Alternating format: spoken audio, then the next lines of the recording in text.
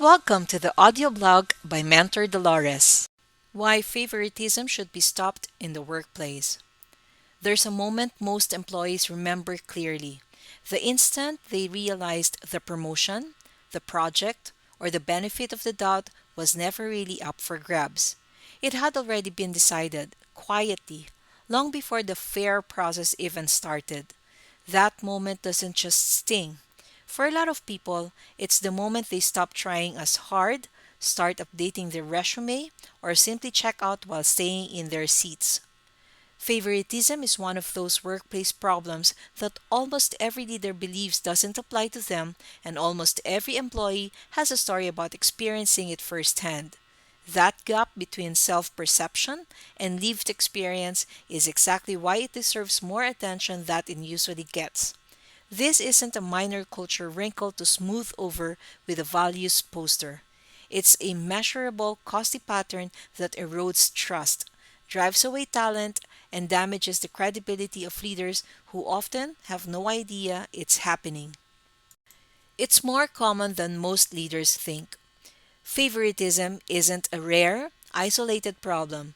It's closer to the norm than most organizations want to admit. Nearly 9 in 10 employees say they've personally witnessed favoritism in their workplace, and more than half of managers openly admit they already have a specific person in mind when it comes to future promotions, well before any formal process begins. That's a striking admission.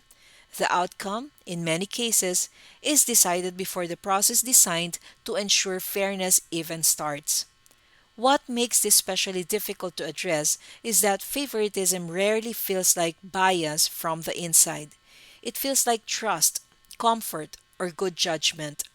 A leader gives the high visibility project to the person who's already proven reliable because that feels like the safe, sensible choice.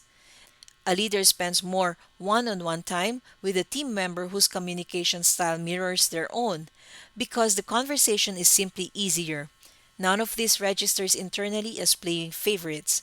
It registers as making reasonable decisions with the information and instincts available in the moment.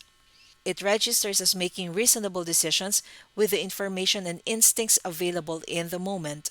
But intentions and impact are two very different things, and the people affected by these patterns aren't grading the leader's intentions. They're watching the outcomes, and outcomes repeated often enough become a pattern that's impossible to unsee.